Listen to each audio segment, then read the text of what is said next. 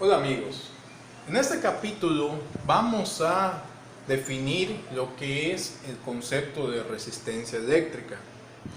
En el video anterior habíamos comentado lo que es la corriente eléctrica. La corriente eléctrica es el flujo de electrones a través de un circuito o el flujo de carga eléctrica a través de un tiempo. Recordemos que la corriente eléctrica se mide en coulombs sobre segundo, pero la unidad más recomendable para utilizar es el ampere. Un coulomb sobre segundo es igual a un ampere, ¿de acuerdo? Ahora, ¿cómo se genera la corriente?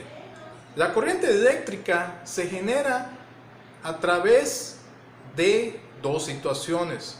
Primera situación es que exista una fuente de voltaje o una fuente de diferencia de potencial. Ese es el primer punto. Y el segundo punto, es necesario que el circuito esté cerrado para que la corriente fluya. Entonces, vamos a ver un ejemplo análogo de lo que es la corriente. Primero, observemos que aquí tenemos una presa. Es una presa hidráulica. Aquí tenemos el embalse y tenemos pues cierta cantidad de agua que está fluyendo hacia esta parte de la presa. Lógicamente, al tener una altura, nosotros tenemos un potencial eléctrico, ¿de acuerdo? Un potencial eléctrico que es debido a la altura. Lógicamente, de este punto a este punto tenemos una diferencia de potencial. Lo que va a suceder es que el agua contenida va a empezar a circular en este sentido, ¿vale? Generando una corriente de agua que va a fluir del punto de mayor potencial a un punto de menor potencial. Recordemos que los puntos de mayor o menor potencial dependen de la altura. Aquí tenemos un potencial mayor y acá tenemos un potencial menor debido a las alturas que hay. ¿De acuerdo? Eso podemos nosotros representarlo mediante este circuito. ¿Vale? Aquí vamos a dibujar bien de colores lo que son las fuentes. ¿Vale? Entonces, en el momento que nosotros cerremos el circuito, lo que va a suceder es que acá hay una diferencia de potencial, ¿de acuerdo? Los electrones se van a empezar a mover de la parte del mayor potencial hacia la parte de el menor potencial, generándose así una corriente eléctrica que va del polo negativo hacia el polo positivo. Sin embargo, aquí tenemos que tener algo en cuenta. Esto es lo que debemos de tener en cuenta: la resistencia, ¿sí? La resistencia lo que nos va a hacer es limitar la cantidad de corriente que va a circular a través de ese circuito, ¿sí? Es indispensable tener una resistencia. ¿Por qué? Porque si no existiera una resistencia en este circuito, lo que sucedería es que todo lo que es el punto de mayor potencial o todas las cargas pasarían sin control hacia el polo positivo. Es como que hagamos esto: que nosotros tengamos todas las cargas aquí en la presa. Lógicamente, si en un momento desapareciéramos la presa ¿qué representa? La presa representa la resistencia, ¿vale? Si nosotros agarráramos y quitáramos la presa en un momento dado, la quitamos, desaparecemos la resistencia, lo que va a suceder es lo siguiente: que toda la cantidad de agua va a salir de una manera descomunal o desproporcionada, ¿vale? Y eso pues ocurre de igual forma acá en el circuito, formándose lo que se le llama cortocircuito, ¿sí? Un cortocircuito es cuando no tenemos resistencia interna, la eliminamos como ocurrió acá. Entonces toda la cantidad de carga negativa va a pasar de manera rápida. ¿Y eso qué provoca? Pues lógicamente al tener mucha movilidad de carga va a provocar un incremento en la temperatura. Se pueden provocar incendios. Por eso es importante tener en cuenta la resistencia eléctrica para evitar catástrofes. Se tiene que poner una resistencia eléctrica. Ahora, esa resistencia eléctrica, ¿dónde la podemos encontrar? Pues como habíamos comentado en el video anterior, los focos es una resistencia eléctrica, limitan la corriente. O sea, la resistencia eléctrica tiene dos propósitos. Uno, limitar la corriente del circuito, y otro, transformar la energía eléctrica, ¿de acuerdo?, los electrones, en otro tipo de energía, en este caso la energía lumínica. Una tostadora también es una resistencia. ¿Por qué? Porque cuando circula, si nosotros agarramos y conectamos una fuente de potencial en las terminales del contacto, del enchufe, de la clavija, perdón, entonces vamos a tener una circulación de electrones, que eso va a hacer un trabajo, ¿sí? Ese trabajo es energía eléctrica que se va a transformar en calor, ¿de acuerdo?, para poder calentar pues, los panes. En el caso de una televisión, pues también esto es una resistencia, ¿sí? Entonces, si nosotros agarramos y conectamos la clavija a una fuente de alimentación, también van a haber circulación de electrones a través de la televisión, ¿de acuerdo?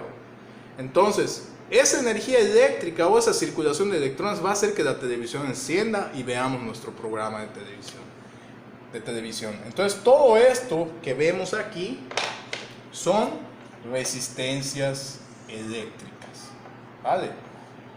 Ahora, la resistencia eléctrica puede ser representada por estas formas, como si fueran un cilindro, ¿no? Un cilindro, ¿vale? Vamos a suponer que nosotros tenemos un material que puede ser cobre, aluminio, madera, etcétera, cualquier tipo de material. Entonces, tenemos un material que tiene un área determinada, ¿sí? Un área determinada, tiene una longitud, y ese material pues tiene sus redes cristalinas de esta forma, ¿vale? Como que están un poquito acomodadas, ¿sí? Pero estas redes cristalinas vibran, o estas moléculas vibran. ¿Por qué? Porque lógicamente existe temperatura. Existe lo que es la temperatura. O sea, estas están sometidas a calor, ¿sí? Esa temperatura puede ser obtenida del ambiente, que tú agarres, no sé, una fuente de calor y la calientes, etc. Entonces, lógicamente, lo que va a suceder es que estas moléculas van a vibrar con mayor o menor intensidad. Si tú le aplicas mayor calor a este material, las moléculas van a vibrar mucho más rápido, ¿vale? Entonces, vamos a pensar lo siguiente. Vamos a suponer que nosotros conectamos una fuente de voltaje o de diferencia de potencial a los extremos de esta resistencia, que bien puede ser una televisión, una tostadora, un foco, ¿de acuerdo? Vamos a poner el interruptor acá, ¿sí? En el momento que nosotros lo conectemos, lógicamente va a haber una circulación electrónica, una circulación de electrones, ¿vale?, que van a salir del polo negativo y van a circular, ¿sí? Los electrones van a tender a circular en esta dirección. Lógicamente, estos electrones van a entrar a la resistencia y según el ordenamiento molecular y la vibración del material que depende de la temperatura, quizás el electrón choque aquí, choque aquí, choque aquí y vuelva a salir para dirigirse al polo positivo, ¿sí? Lógicamente, estos choques que son debidos a la forma que tiene el material, a las moléculas, al ordenamiento molecular y a las vibraciones del material debidas al calor, ¿qué es lo que va a ocasionar? Y este choque de electrones, ¿qué es lo que va a ocasionar? Va a ocasionar calor, ¿de acuerdo? ¿Qué quiere decir? Que a mayor temperatura, las moléculas vibran con mayor intensidad y en el momento que nosotros pasemos el electrón por este medio material, pues lógicamente se va a generar mayor calor. Ahora, supongamos que hacemos lo mismo, pero en este material, que vemos que tiene un ordenamiento más asimétrico. Este está como más simétrico. Este tiene un ordenamiento más asimétrico, ¿sí? Entonces, lógicamente, conectamos una fuente de diferencia de potencial, nada más que acá no la voy a representar por cuestiones de espacio. Entonces, ¿qué va a suceder? El electrón va a circular, ¿de acuerdo? Va a entrar a la resistencia y si podemos ver por el tipo de ordenamiento que se tiene aquí, como que el electrón va a tender a chocar mucho más, ¿sí? Antes de salir y dirigirse al polo positivo de la fuente de alimentación. ¿Qué quiere decir esto? Que si la red cristalina está más asimétrica, ¿de acuerdo? Va a generar mayor choque, mayor fricción de los electrones. Entonces aquí vamos a tener una temperatura mayor, ¿sí? O sea, la resistencia se va a calentar a una temperatura alta. Y aquí, pues también se va a calentar, pero como es un ordenamiento más simétrico, pues la temperatura va a ser menor. ¿Qué quiere decir? Que la resistencia emite calor, ¿sí? Emite calor, ¿sí? Muy bien. Entonces, el valor de la resistencia, ¿de qué depende? Depende de la resistividad del material, de su longitud y de su área, ¿sí? Entonces, el valor de resistencia se mide en ohms, la longitud se mide en metros, el área en metros cuadrados, el área de la sección transversal y la resistividad.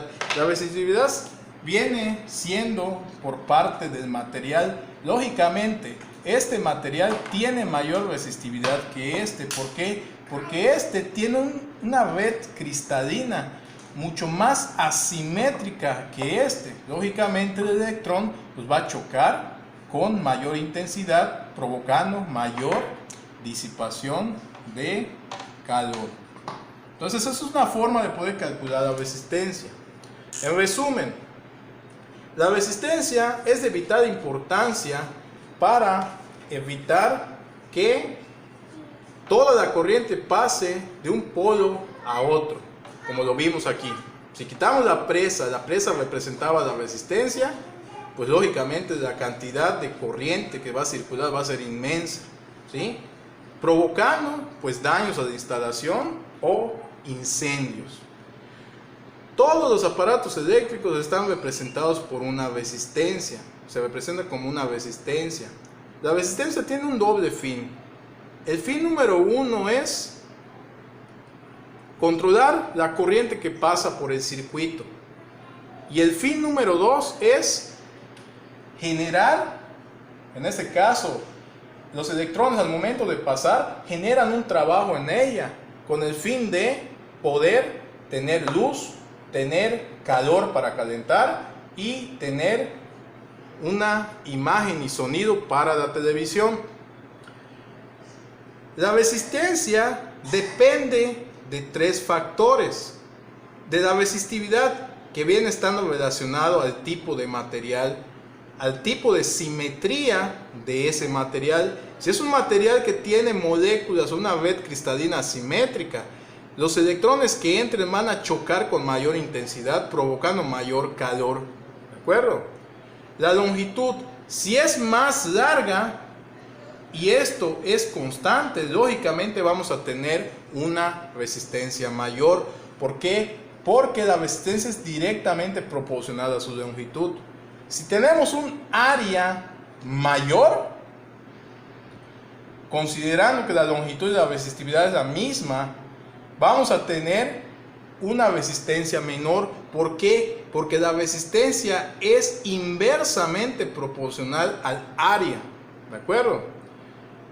Analícenlo y si tienen alguna duda, favor de comentarme. Gracias. Éxito.